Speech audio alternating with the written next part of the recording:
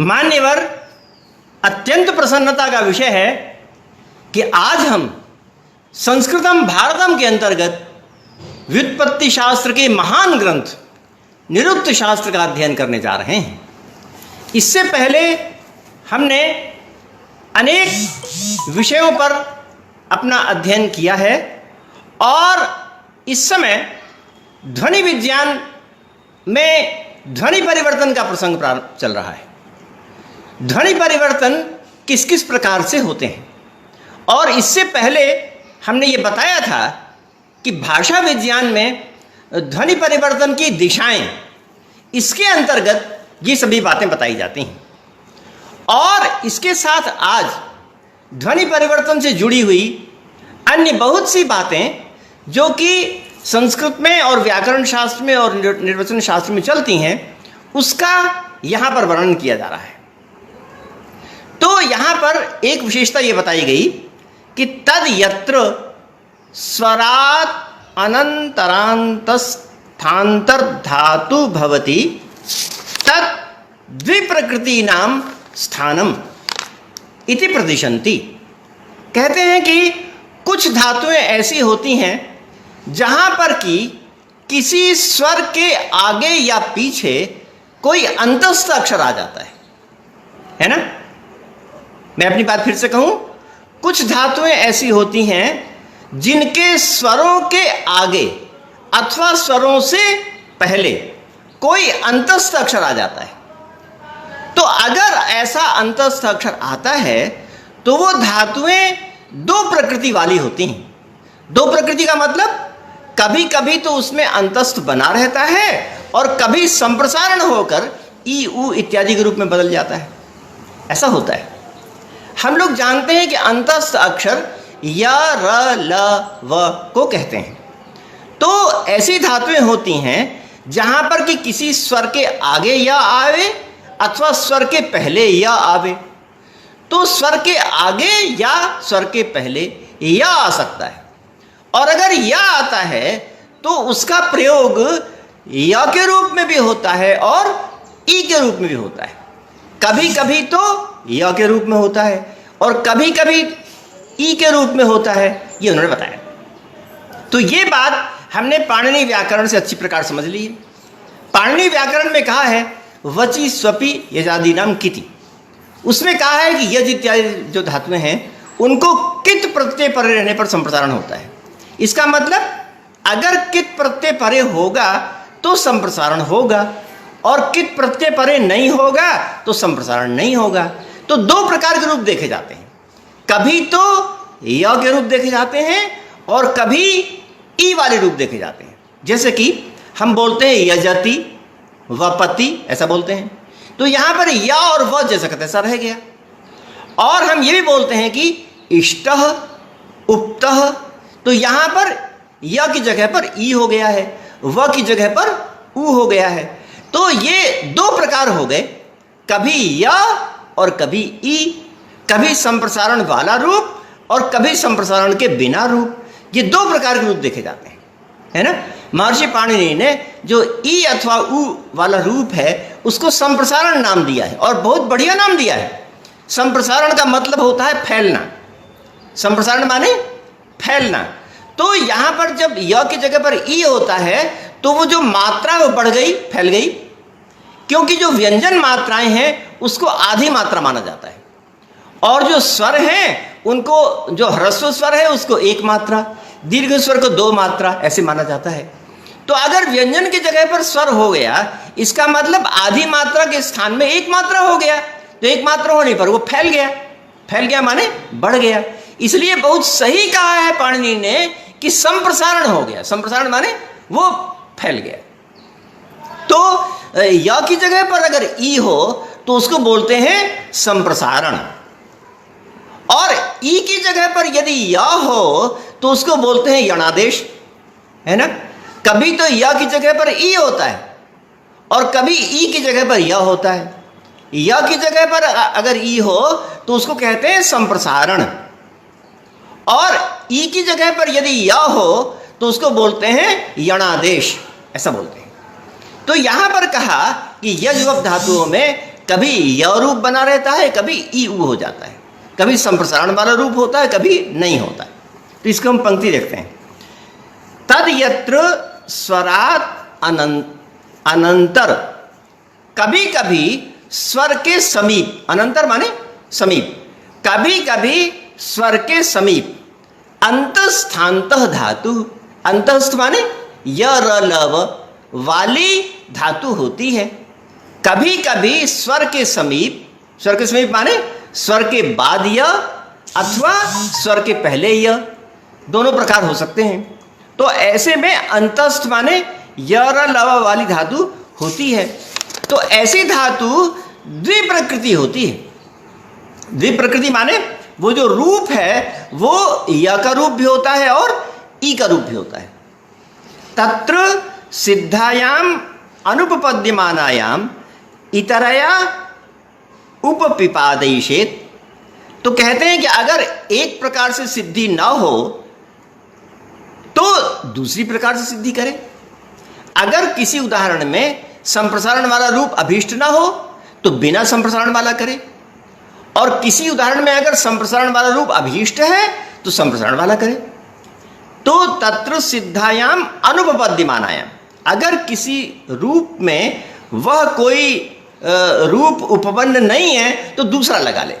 जैसे यजति है, यजति में संप्रसारण वाला रूप उपपन्न नहीं है तो यह वाला लगा ले, और इष्ट में यह वाला रूप उपपन्न नहीं है तो संप्रसारण वाला रूप लगा ले। कहीं पर संप्रसारण वाला रूप लगा ले और कहीं पर बिना संप्रसारण वाले रूप लगा ले, जहां जैसी आवश्यकता हो। अगर वहां पर संप्रसारण वाले रूप की आवश्यकता है तो वहां संप्रसारण वाला रूप लगाए किंगित पर रहने पर, और अगर किंगित पर नहीं है और संप्रसारण वाले रूप की आवश्यकता नहीं है तो वहां पर बिना संप्रसारण वाले रूप को लगावे। तो वही लिखा है, दोनों में से कोई भी हो सकता है। तो दोनों में से कहां कहां पर हो सकता है ये बात पाणिनि ने स्पष्ट कह दी है। उन्होंने बताया कि कित नित पर रहने पर संप्रसारण और कित नित पर नहीं हो तो संप्रसारण नहीं, ऐसा होता है। तत्रापि एके अल्प निष्पत्तयो भवन्ति। तो कुछ धातुएं ऐसी होती हैं कि इसमें केवल संप्रसारण हो, है ना। हमने भी कहा ना कि दोनों रूप होते हैं, संप्रसारण वाला भी और संप्रसारण वाला नहीं भी।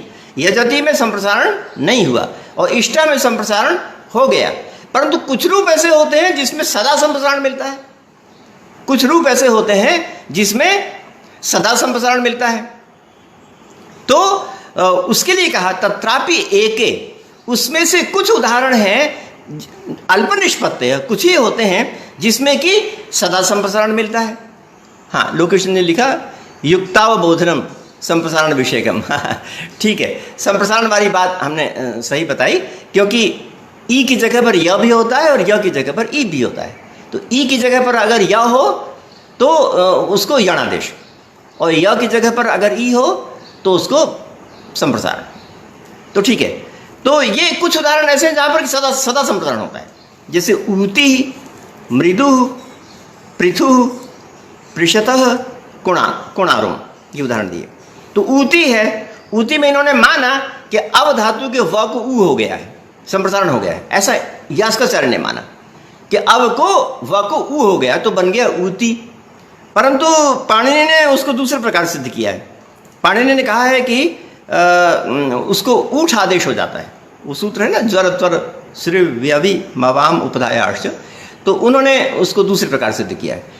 तो उन्होंने कहा है कि ऊठ हो जाता है, परंतु यहाँ पर यास्क का मत है कि यहाँ पर संप्रसारण हो जाता है। तो अब का व को संप्रसारण हुआ, और ये संप्रसारण वाला रूप सदा मिलता है। ऐसा नहीं होता कि अब आगे ती वाला रूप मिले, ऊ वाला रूप ही मिलता है। तो इन्होंने कहा कि ऐसे कुछ रूप होते हैं जहां पर कि एक ही प्रकार के रूप बनते हैं। इसी प्रकार से मृदु है, तो मृदु में मृद है, मृद में र की जगह पर री हो गया। इसी प्रकार पृथु है, पृथु में प्र में र की जगह पर री हो गया। और कोणारुम है, कोणारुम में कोण का जो व है, व की जगह पर ऊ हो गया, तो कोणारुम बन गया। तो ये हो गया, ये बात संप्रसारण और संप्रसारण की हो गई। आगे कहते हैं अथापि भाषिकेभ्यो धातुभ्यः नैगमाः कृतो भाष्यन्ते। और कहीं कहीं ऐसा होता है कि केवल कृत प्रत्यय देखे जाते हैं, भाषिकेभ्यो धातुभ्य, भाषिक माने जो धातुएं लोक में प्रयुक्त हैं, वेद में उनका केवल कृदंत प्रयोग ही देखा जाता है ना। यानी वो शब्दों का संकोच है। संकोच माने प्रत्येक प्रकार के शब्द प्रत्येक साहित्य में अथवा परिस्थिति में नहीं मिलते। किसी धातु का तो तिङंत प्रयोग खूब मिलता है और किसी धातु का कृदंत प्रयोग खूब मिलता है ना। और ये स्थान भेद से भी होता है। स्थान भेद से माने किसी स्थान में हम देखते हैं कि किसी धातु का तिङंत प्रयोग खूब देखा जाता है और अन्य स्थान में देखते हैं कि उसमें तिङंत प्रयोग नहीं देखा जाता, कृदंत प्रयोग देखा जाता है। तो ये लिखा है कि भाषिकेभ्यो धातुभ्य, अर्थात जो लौकिक धातुएं हैं उनसे निगम अर्थात वेद में कृदंत प्रयोग देखे जाते हैं, ऐसा होता है। यानी इन्होंने कुछ लौकिक धातुएं बताई। लौकिक धातुएं किनको कहेंगे? जिन धातुओं के तिङंत रूप मिलते हों, जिन धातुओं के जन भाषा में, सामान्य भाषा में जिस धातु के तिङंत रूप मिलते हों उसको कहेंगे भाषिक धातु। भाषिक धातु माने लौकिक धातु। लौकिक धातु माने सामान्य लोक व्यवहार में, है ना, आम बोलचाल में जो संस्कृत है उसमें किसी धातु के तिङंत प्रयोग ज्यादा मिलते हैं, परंतु वेद में उस धातु के तिङंत प्रयोग या तो बहुत कम मिलते हैं या नहीं मिलते, परंतु कृदंत प्रयोग खूब मिलते हैं। ऐसा है ये बात बड़ी मार्के की है। यानी भाषा विज्ञान में ये बात बहुत मार्के की है। धातु पाठ में जितनी भी प्रकार की धातुएं बताई हैं तो उन धातुओं में हम देखते हैं कि कुछ धातुओं के तिङंत प्रयोग बहुत कम देखे जाते हैं, परंतु कृदंत प्रयोग खूब देखे जाते हैं, और किसी के कृदंत प्रयोग कम देखे जाते हैं, तिङंत ज़्यादा देखे जाते हैं। तो ये भी रिसर्च का विषय हो गया। रिसर्च में हमको देखना पड़ेगा कि कौन धातु किस प्रकृति वाली है, कहाँ पर किस प्रकार का प्रयोग ज़्यादा होता रहा है। तो इसको उन्होंने उदाहरण दिए, बड़े अच्छे, बहुत ही यानी साइंटिफिक है, बिल्कुल वैज्ञानिक है। और इन्होंने यास्काचार्य ने जो भी किया है तो उन्होंने ये अलग अलग उनका पार्थक्य बताया, पृथकता बताई। जैसे इन्होंने कहा कि दमुना में दम धातु है और ऊन प्रत्यय है, तो उससे बन गया दमुना। तब बताइए, कहते हैं कि दम धातु ऐसी है जिसका प्रयोग सामान्य भाषा में होता है, और ये बात सही भी है ना। दमयति और शम दम तितिक्षा, तो इन सब में दमयति में दम धातु के रूप में प्रयोग ज़्यादा होता है। तो लौकिक जो धातु है उसमें दम का प्रयोग खूब हुआ धातु के रूप में, परंतु वेद में दम का तिङंत के रूप में प्रयोग कम देखा गया, कृदंत में देखा गया। कृदंत में कौन सा? ऊन प्रत्यय के रूप में देखा गया। और ये जो ऊन प्रत्यय है वो तिङंत में, वो लौकिक रूप में नहीं देखा गया। माने एक प्रकार का प्रयोग लौकिक में नहीं है, वेद में है, और एक प्रकार का प्रयोग वेद में नहीं है, लोक में है। ठीक है ना। कौन सा प्रयोग लोक में है? कहते हैं तिङंत का प्रयोग लोक में है और वेद में तिङंत का प्रयोग कम है। दम धातु की बात कह रहे हैं ना। दम धातु का तिङंत में प्रयोग लोक में ज्यादा है और वेद में तिङंत का प्रयोग कम है, परंतु वेद में एक ऐसे प्रत्यय का प्रयोग है जिस प्रत्यय का प्रयोग लोक में नहीं देखा जाता। वेद में ऊन प्रत्यय प्रयोग है, दम के साथ ऊन प्रत्यय किया गया है। मगर ये बात सच है, सही है कि पाणिनि ने भी दम से ऊन प्रत्यय का विधान नहीं किया है, और ऊन प्रत्यय लौकिक भाषा में देखा भी नहीं जाता। तो ये बात यास्काचार्य की बिल्कुल सही हुई कि कुछ धातुएं ऐसी होती हैं जिनका लौकिक भाषा में तिङंत प्रयोग ज्यादा होता है और कृदंत कम होता है, और उसके विपरीत भी होता है कि कुछ धातुओं के लौकिक में कृदंत प्रयोग कम होते हैं और तिङंत प्रयोग ज्यादा होते हैं। ऐसा तो वही लिखा है, दमुना क्षेत्र साधा इत्यादि। अथापि नैगमेभ्यो भाषिका, और कहीं जगह पर विपरीत स्थिति है। विपरीत स्थिति माने हाँ, डॉक्टर राहुल मिश्र जी ने लिखा दाम्यति। हाँ, बहुत अच्छा आपने लिखा, दम धातु का दाम्यति, शाम्यति, दाम्यति, ताम्यति। ठीक आपने लिखा, बहुत अच्छा। तो मैंने दमयति बताया था, आपने दाम्यति लिखा, बिल्कुल सही कहा आपने। तो दाम्यति कैसा हुआ? दाम्यति तिङंत है ना, दाम्यति तिङंत प्रयोग है ना। तो लौकिक भाषा में दाम्यति तिङंत प्रयोग खूब हुआ, मगर वैदिक में जो कृदंत है ऊन प्रत्यय वाला, उसका प्रयोग ज़्यादा हुआ है। तो इस प्रकार से लौकिक और वैदिक में स्थिति है। और आगे लिख रहे हैं कि निरुक्त में उल्टा भी है, विपरीत भी है। कहते हैं कि नैगमेभ्यो भाषिका, कहते हैं कि कुछ धातुएं वैदिक होती हैं। वैदिक माने वेद में ही उनका तिङन्त प्रयोग मिलता है, परंतु उनसे भाषिका माने लौकिक प्रत्यय हो जाते हैं। भाषिक अर्थ समझ रहे हैं ना? भाषिक माने लौकिक प्रत्यय। लौकिक प्रत्यय माने सामान्य बोलचाल की भाषा में, है ना? एक लौकिक संस्कृत है, एक वैदिक संस्कृत है। तो जो सामान्य लौकिक भाषा में प्रत्यय वेद में देखे जाते हैं, मतलब धातु तो वैदिक है मगर प्रत्यय लौकिक है। धातु तो वैदिक है मगर प्रत्यय लौकिक है। धातु वैदिक का मतलब वेद में ही उस धातु के तिङन्त प्रयोग देखे जाते हैं, इसलिए बोला गया धातु वैदिक है। परंतु प्रत्यय लोक में देखा जाता है और उसी प्रत्यय का प्रयोग वेद की धातु में कर दिया गया। तो धातु कैसी हो गई? धातु जो है वो लौकिक हो गई और नहीं, धातु वैदिक हो गई और प्रत्यय लौकिक हो गया। जैसे इन्होंने लिखा उष्णम घृतम, ये लिखा तो उष्णम में उष धातु है और घृतम में घृ धातु है, और घृ धातु को धातुपाठ में लिखा हुआ है कि वो छांदस है। घृतम में जो घृ धातु है वो छांदस है, ये बात धातुपाठ में भी लिखी हुई है। मतलब कहने गए कि जिघर्ती जैसा जो प्रयोग है वो सामान्य लौकिक संस्कृत में नहीं देखा जाता। तो घृ धातु का प्रयोग तो तिङन्त का प्रयोग तो वेद में होता है, परंतु घृ धातु से जो ता प्रत्यय है ना, ता प्रत्यय का प्रयोग तो लोक में देखा जाता है। तो धातु छांदस हो गई और प्रत्यय लौकिक हो गया, है ना? घृ धातु छांदस हो गई और प्रत्यय लौकिक हो गया। इसी प्रकार से उष्णम है, उष्णम में उष धातु है, तो उष धातु छांदस है और न प्रत्यय लौकिक है। तो कहीं पर तिङन्त प्रयोग लौकिक होते हैं, प्रत्यय वैदिक, कहीं पर वैदिक प्रत्यय लौकिक होते हैं और धातु लौकिक, ऐसा होता है। अथापि प्रकृतयैव एकेषु भाष्यन्ते विकृतय एकेषु। और कभी कभी ऐसा होता है कि जो प्रकृति माने जो तिङन्त शब्द हैं वो किसी विशेष स्थान में देखे जाते हैं, और जो विकृति माने जो कृदंत शब्द हैं वो अन्य जगह देखे जाते हैं। मतलब स्थान भेद भी होता है। ये बहुत सही बात है, भाषा विज्ञान वाले यही मानते हैं, है ना? भाषा विज्ञान वाले यही मानते हैं। भाषा विज्ञान वाले कहते हैं कि स्थान भेद से प्रयोग में भेद हो जाता है, स्थान भेद से प्रयोग में भेद हो जाता है।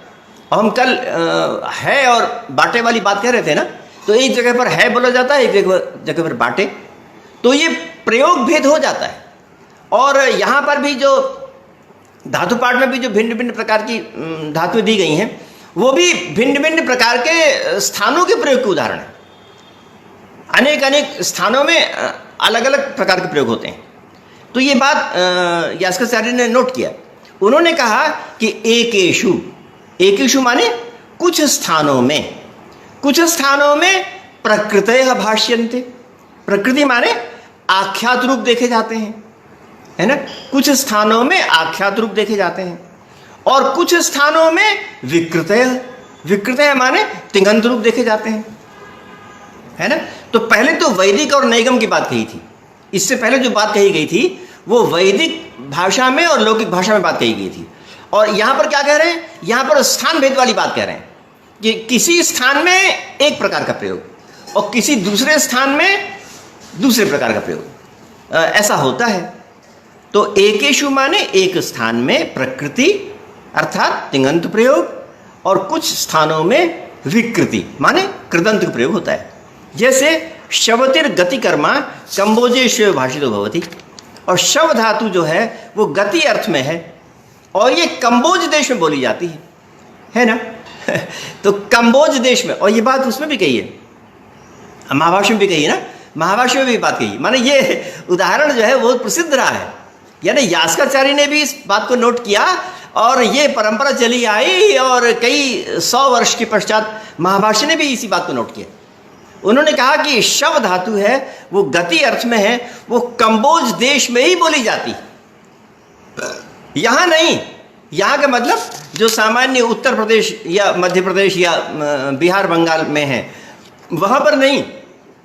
वहाँ पर तो कृदंत प्रयोग देखा जाता है ना। पंजाब, हरियाणा, उत्तर प्रदेश, बंगाल, बिहार में तो कृदंत प्रयोग देखा जाता है, और कृदंत प्रयोग से रूप बनता है शवः। तो शवः का अर्थ होता है गतिविहीन, यानी अर्थ में भी परम परिवर्तन हो गया है ना। तो उसका अर्थ होता है गतिविहीन शवः का, और कंबोज देश में शवः का अर्थ होता है गति। ऐसा होता है, गति अर्थ होता है। तो यहाँ पर जो कंबोज देश है ना, वो कंबोज देश ये पश्चिमी पाकिस्तान में है आजकल। कंबोज देश पश्चिमी पाकिस्तान में, यानी कुरु पंचाल के पश्चात जो पश्चिमी पाकिस्तान में सिंध का भूभाग है, उसके बाद भी जो पेशावर वाला हिस्सा है ना, पेशावर, कराची के पास पेशावर है, वो कंबोज देश है, वो कंबोज देश है। और कंबोज देश के बाद वहलीक है। वहलीक को आजकल बल्ख कहते हैं, और वहलीक के बाद महाम्लेच्छ देश है, उसको खोरसान कहते हैं, ये अफगानिस्तान में गया है। तो ये बात भी पुराणों में, भूगोल में लिखी हुई, पूरी पुराणों में लिखा है, पंचाल देशमारभ्य म्लेच्छा दक्षिण पूर्वतः। पंचाल देश से शुरू होकर और म्लेच्छ देश के पूर्व तक, मतलब पंचाल देश के पश्चिम और म्लेच्छ देश के पूर्व, कंबोज देशो देवेशी वाजी राशि परायण, वहाँ पर कंबोज देश देखा जाता है, और वहाँ वाजी राशि, घोड़े खूब मिलते हैं, ऐसा पुराणों में लिखा हुआ है। तो पुराण में लिखा तो क्या हो गया, पंचाल देशमारभ्य, पंचाल से शुरू करके और दक्षिण पूर्व में वहाँ खोरसान नाम का जो अफगानिस्तान में भूभाग है, उससे पूर्व की तरफ कंबोज देश प्राप्त होता है। तो ये कंबोज देश वहाँ का है, याद रखिएगा। कंबोज देश जो है आजकल पश्चिमी पाकिस्तान में चला गया, पेशावर के आसपास है, सियालकोट के आगे है। सियालकोट को शाकल कहते हैं। जो सियालकोट पश्चिमी पाकिस्तान में है, उसका पुराना नाम शाकल था, और शाकल के ही थे ना मेनांडेर जो है वो शाकल के ही थे राजा, जिनसे प्रश्न प्रतिप्रश्न हुआ था। और शाकल के भी पश्चिम में पेशावर में कंबोज देश है। तो वहाँ पर शव धातु का प्रयोग होता है। अब शव धातु का रूपांतर तो एकदम पूर्ण रूप से नहीं मिलता, परंतु भाषा विज्ञान के लोग जो कहते हैं वो मैं आपको कह रहा हूँ कि जैसे आजकल जो फारसी में बोलते हैं ना शादीशुदा, तो ये शव से बना है ऐसा बोलते हैं, है ना। अब कितना सच्चाई है ये मैं नहीं कह सकता, परंतु जो भाषा वैज्ञानिकों ने तुलना की वो मैं आपके समक्ष रख रहा हूँ। ये आपके रिसर्च का विषय है कि आप उसको समतुल्य बताएं या किसी अन्य को। जहाँ तक हमें ज्ञात हो सका तो उसका रूपांतर, शव का रूपांतर जो आजकल बोला जाता है वो शादीशुदा है, ऐसा भाषा वैज्ञानिकों ने माना है। तो खैर, अगर ये शादीशुदा है तो वो गतिकर्मा हो गया और कुछ ध्वनि भी मिलती है, तो वो कंबोज में देखा जाता है। और कंबोज जो शब्द बना है वो कंबल भोजा कमनीय भोजावा, और कंबोज जो शब्द है जो कि स्थान का वाचक है, जो कि पश्चिमी पाकिस्तान में आजकल है, तो उसका निर्वचन करते हैं कि कंबल भोजा। वो लोग कंबल का बहुत उपयोग करते हैं, कंबल का बहुत उपयोग करते हैं, तो इसलिए उसको कंबोज कहा गया है। तो ऐसा उन्होंने माना, अथवा कमनीय भोजावा, या कमनीय माने सुंदर पदार्थों का उपभोग करते हैं, इसलिए उसको कंबोज कहा गया है ना। तो दो व्युत्पत्तियाँ दी हैं, मगर आजकल के भाषा वैज्ञानिकों का कहना है कि ये उतनी सटीक व्युत्पत्ति नहीं बन पाई, क्योंकि जो कंबोज शब्द है उसका ठीक प्रतिरूप संस्कृत में नहीं है, ये वहाँ की देसी भाषा से आया है, ऐसा उनका मानना है, ऐसा उनका सोच है। ऐसा उनका मानना है। और वैसे जो जो इसका जो वही अर्थ होगा, जो उन्होंने लिखा अर्थ तो वही होगा, परंतु उससे, हाँ, प्रदीप कुमार दीक्षित जी ने लिखा कैसे जुड़े। कैसे जुड़े का आपका क्या तात्पर्य है? मतलब ये शब्द कैसे इनके कहने से विकसित हो गया? आपके कहने का तात्पर्य मैं यही समझ रहा हूँ। तो मैं कह तो रहा हूँ कि ये पूरा जो व्युत्पत्ति है वो ठीक ठीक नहीं जुड़ पा रही है। तो आजकल के भाषा वैज्ञानिकों का मानना है कि ये देसी शब्द है। देसी शब्द का मतलब होता है कि देखिए, संस्कृत के शब्द चलते थे, परंतु उसके आसपास बहुत से लोग जन भाषा में भी शब्दों का प्रयोग कर देते थे, और जन भाषा के जो शब्द हैं वो भी कभी कभी संस्कृत में आ गए वापस। जन भाषा में प्रयुक्त हुए और संस्कृत में वो भी प्रयुक्त होने लगे। तो कुछ जन भाषा के शब्द होते हैं, उनका संस्कृत में प्रयोग होने लगा, फिर उनको संस्कृत के रूप भी मान लिया गया, और जब संस्कृत मान लिया गया तो फिर वैसी व्युत्पत्ति भी होने लगी। तो ऐसा सोचना है उन लोगों का, परंतु यास्काचार्य ने तो व्युत्पत्ति दी है। और कंबल शब्द की व्युत्पत्ति दी है। कंबल कमनीय होती है ना। ये देखिए, हम लोगों के लिए बड़े आश्चर्य की बात है कि कंबल जिस शब्द का हम लोग खूब प्रयोग करते हैं, और हम लोग सामान्यतः सोचते हैं कि सामान्य हिंदी का शब्द होगा, है ना, वो इतना पुराना है जिस शब्द को हम ऐसे ही सामान्यतया ये सोचते हैं कि ये तो सामान्य भाषा में खूब प्रयुक्त हो रहा है, ये हम लोगों का भाषा का शब्द है। तो ये संस्कृत और संस्कृत से भी पुराना, मतलब यास्काचार्य के समय का ये कंबल शब्द है ना। तो और पाणिनि में भी आया है। पाणिनि में सूत्र है ना, पाणिनि कंबलो, है ना, क्या से वो पाणिनि कंबलो। पाणिनि कंबलो माने वह कंबल जो कि खरीदने के लिए बिछाया जाए, कि दिखाया जाए कि इसको आप खरीद लीजिए, तो वो कंबल होता है। तो यास्काचार्य ने भी कंबल का प्रयोग किया और पाणिनि ने भी कंबल का प्रयोग किया, ऐसा प्रयोग किया। परंतु फिर यहाँ पर भी कंबल शब्द की उत्पत्ति के संबंध में आधुनिक भाषा वैज्ञानिकों को संदेह है कि ये पूरा वो हो सकता है कि नहीं। यास्काचार्य ने तो कहा कंबला कमनीय होती, कंबला में कम धातु सिद्ध कर दिया। अब कमनीय अगर सिद्ध किया तो बल कहाँ गया, है ना। बल का तो कुछ बताया नहीं इन्होंने, है ना, बल का तो कुछ बताया ही नहीं। ये केवल कम के लिए कह दिया, कमनीय भवति। तो इस प्रकार से जो व्युत्पत्ति की है वो क्या लिखा है उन्होंने, अक्षर वर्ण सामान्य निर्भुर्यात् लिखा है ना, अक्षर वर्ण की समानता से। तो संभवतः अक्षर वर्ण की समानता से उन्होंने कम विग्रह कर दिया हो, तो उतनी सटीक नहीं मालूम होती है। आधुनिक भाषा वैज्ञानिकों का कहना है कि यहाँ पर जो बल शब्द है वो जो बाल अथवा वार से जुड़ा हुआ है, ऐसा कहते हैं वे लोग। और बाल शब्द जो है वो केश अर्थ में वैदिक युग में भी प्रसिद्ध था। बाल शब्द वैदिक युग में भी प्रसिद्ध था, है ना। वो इससे पहले आया ना, अश्वम नत्वा वारवंतम। तो अश्वम नत्वा वारवंतम में वार का अर्थ बाल लिया गया है। तो मैं उस दिन आपको कह रहा था कि जो वार शब्द है वो बहुत ही प्राचीन है बाल के अर्थ में, केश के अर्थ में, है ना। तो केश के अर्थ में बाल शब्द बहुत प्राचीन है। तो वो कंबल में जो बल है, बाल है, वो केश के अर्थ में है, ऐसा उनका सोचना है। और कम का अर्थ है ऊर्णा, माने जो ऊन के वस्त्र हैं। तो ऊन का सूत्र, है ना, कंबल का उनके अनुसार अर्थ है ऊर्णा सूत्र, है ना। आधुनिक भाषा वैज्ञानिकों के अनुसार कंबल शब्द का प्राचीन अर्थ ऊर्णा सूत्र है, ऊन का सूत्र है। तो कंबल का ऊन अर्थ है, इसमें तो संदेह है, परंतु बल का सूत्र अर्थ है, इसमें तो कोई संदेह नहीं है, क्योंकि अश्वम नत्वा वारवंतम में वार शब्द का प्रयोग सूत्र अर्थ में हुआ है ना। तो एक तो मिल गया, और बाकी के विषय में सोचना चाहिए। वैसे कंबल शब्द का प्रयोग अथर्ववेद में भी है, और अथर्ववेद में दो शब्द के अनुप्रास में इनका प्रयोग किया गया है।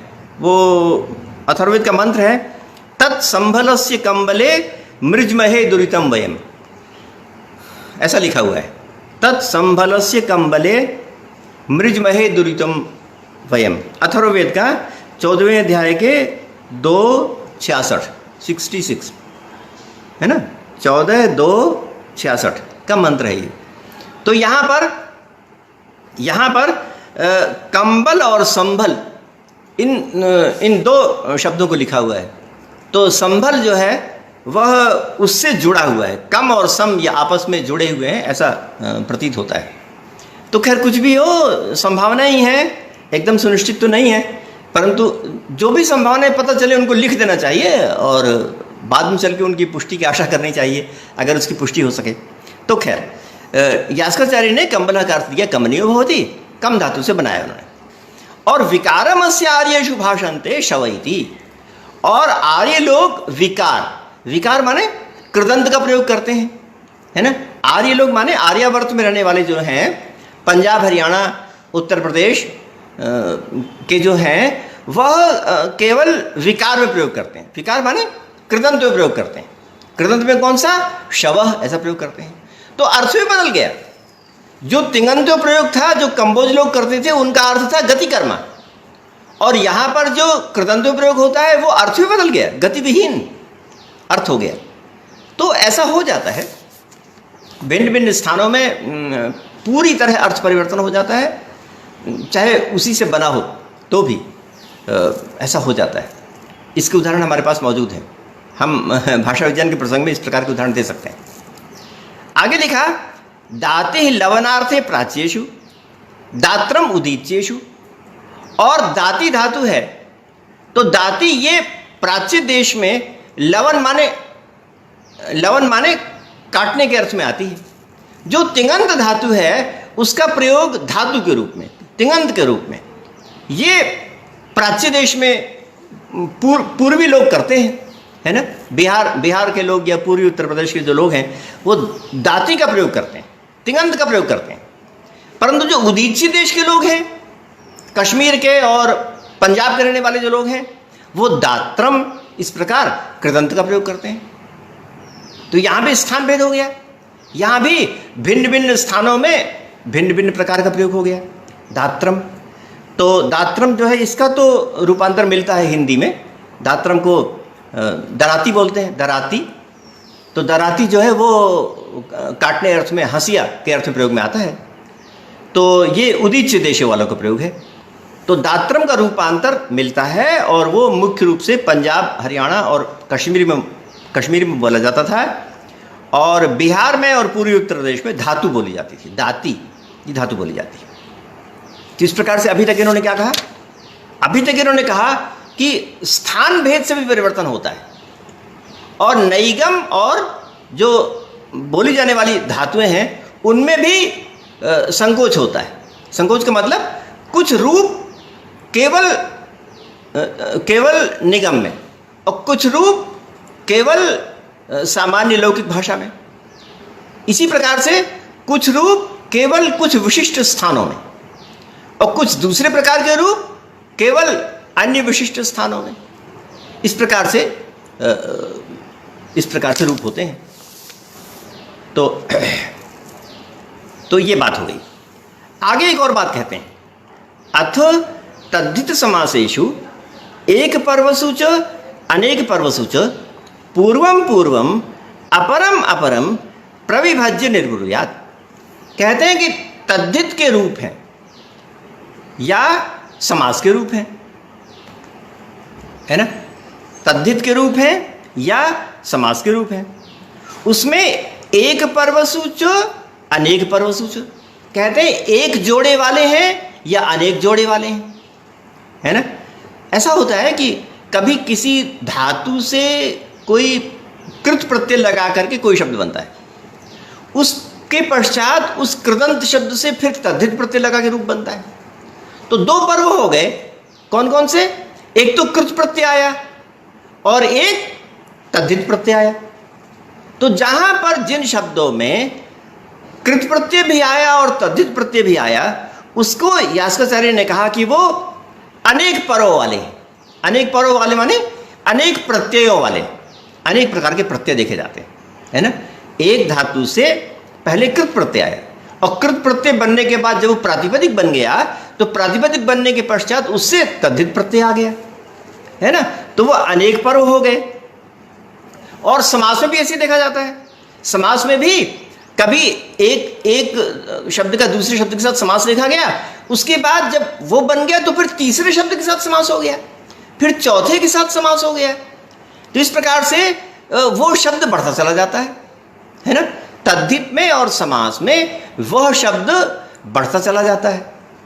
तो ये लिखा तद्धित समासेषु, तद्धित में और समास में एक पर्वसूच अनेक पर्वसूच। एक पर्व माने जिसमें धातु से एक प्रत्यय आया है, उसको क्या बोलेंगे?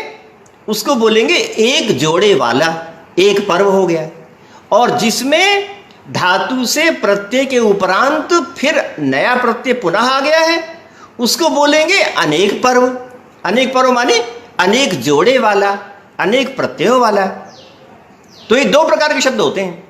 इसमें पूर्वम पूर्वम अपरम अपरम प्रविभज्य निर्ब्रूयात्, तो उसका निर्वचन कैसे करें? तो कहते हैं कि जो सबसे बाद वाला है ना, वो उसको पहले, और जो उसके अंदर छिपा हुआ है उसको बाद में, है ना। पूर्वम पूर्वम अर्थात जो सबसे आगे आगे वाला है उसको, उसका विभाजन पहले करें, और जो बाद वाला है माने जो उसके अंदर वाला है उसका विभाजन बाद में करें। तो ये क्रमशः करें। इस प्रकार प्रविभज्य निर्ब्रूयात्, इस प्रकार विभाजन करके उनका निर्वचन करें। जैसे दंड्या पुरुषा है, तो दंड्या पुरुषा में देखिए दंड शब्द से यह प्रत्यय हुआ है। आपने सूत्र सुना होगा ना, दंडादिभ्यूयत्। दंडादिभ्यूयत् सूत्र से दंड शब्द से यह प्रत्यय हो गया, तो दंड बन गया। और स्वयं दंड शब्द कैसे बना है?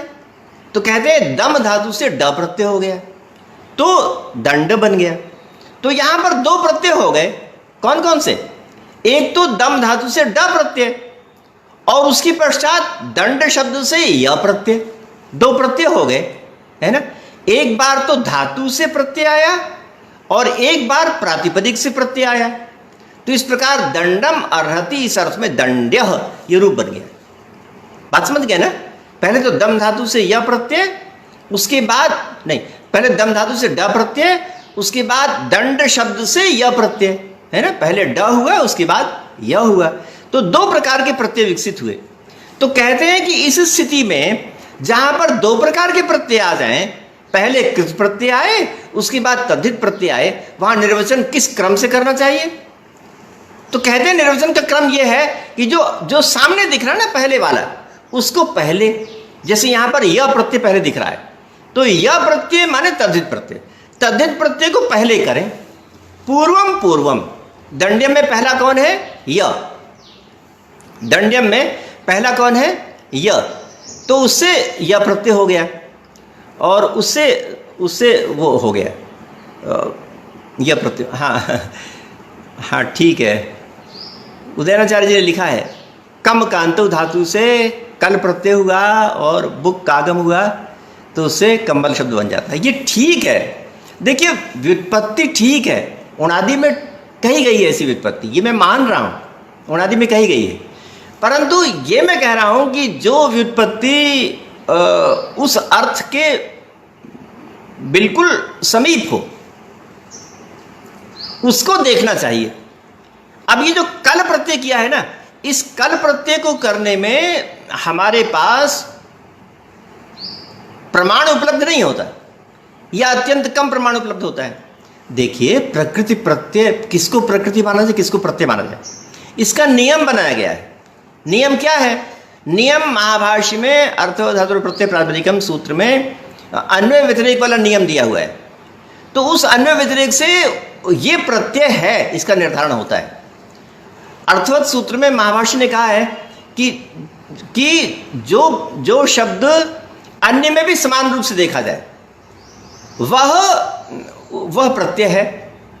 जैसे कि पचति, पठति, चलति, ये तीन रूप हैं। तो पचति के आगे पठति कहा गया, तो अब पठति में पूछते हैं कि क्या बदला, तो कहते हैं पच के बाद पठ बदल गया। और अर्थ क्या बदला? अर्थ में पकाने से और पढ़ाना, ये अर्थ बदल गया। इसका मतलब पठ माने पढ़ाना, क्योंकि उसके न रहने पर वो अर्थ नहीं था और उसके आने पर वो अर्थ आ गया। पठ के न रहने पर पढ़ाना अर्थ नहीं था, पठ के आने पर पढ़ाना अर्थ आ गया। इसके मान, इसलिए पठ माने पढ़ना। परंतु अति वहां भी है और अति यहां भी है, तो अर्थ कौन सा समान है? एक वचन अर्थ समान है, इसलिए अति का अर्थ एक वचन है। तो जब अनेक शब्दों में तुलना करके ये देख लिया जाता है कि इस शब्द का अनेक शब्दों में प्रयोग और उसी प्रकार का अर्थ आता है कि नहीं, उससे सिद्ध किया जाता है कि अति नाम का प्रत्यय अवश्य है। अन्वय व्यतिरेक के द्वारा सिद्ध किया जाता है। तो अन्वय व्यतिरेक के लिए अन्य बहुत से उदाहरणों में उस प्रकार का उल्लेख होना चाहिए, तब जाके अन्वय व्यतिरेक बनता है। हम पचति में पच को धातु के रूप में पक्का सिद्ध कर सकते हैं, अति को प्रत्यय के रूप में पक्का सिद्ध कर सकते हैं। क्यों? क्योंकि अति के रूप बहुत से मिलते हैं, पचति, पठति, गच्छति, चलति, सब में अति आ रहा है, तो उससे अति प्रत्यय सिद्ध हो गया। इसी प्रकार से पच के रूप बहुत जगह आते हैं, पचति, पचत, पचंती, सब जगह पच आ गया, तो इसलिए पच के रूप पच धातु सिद्ध हो गया। परंतु जो कंबल में कल प्रत्यय है उसको हम अन्वय व्यतिरेक से सिद्ध नहीं कर पाते, क्योंकि कल प्रत्यय तो एक ही जगह पर देखा गया। उसके पास तुलना के लिए हमारे पास कहाँ और चीज है? तुलना के लिए हमारे पास कुछ नहीं है। तो देखिए, उणादि में केवल हम परम प्रमाण के द्वारा, ऋषि ने कहा है परम प्रमाण, इसलिए हम मान लेते हैं। परंतु जो अन्वय व्यतिरेक वाला जो तर्क है ना, अन्वय व्यतिरेक वाला जो जो जो हमें आपने हथियार दिया है कि इस हथियार के आधार पर उसको प्रत्यय सिद्ध कीजिए, तो वह हथियार हमारे पास उपलब्ध नहीं होता। हम उस तर्क के अनुसार कल को प्रत्यय सिद्ध नहीं कर पाते। इसलिए मैं कहता हूं कि कंबल में ये उणादि के द्वारा सिद्ध हो गया, बात मान ली मैंने, परंतु जो अन्वय व्यतिरेक वाला नियम है उस नियम के द्वारा हम सिद्ध नहीं कर पाते। इसलिए हम अन्य प्रकार से करने के लिए विवश हो जाते हैं, सोचते हैं अन्य प्रकार से कैसे करें।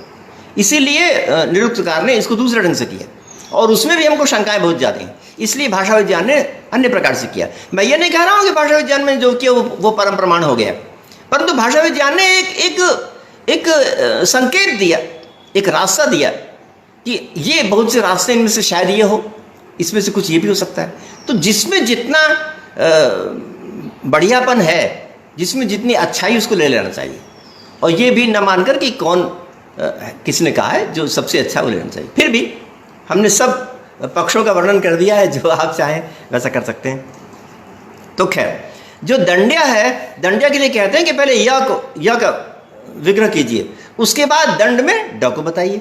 तो पूर्वम पूर्वम, पहले तो पहले वाला कौन? य, उसको पहले बताइए, और बाद में अपरम अपरम, उसके बाद य के पीछे कौन सा है?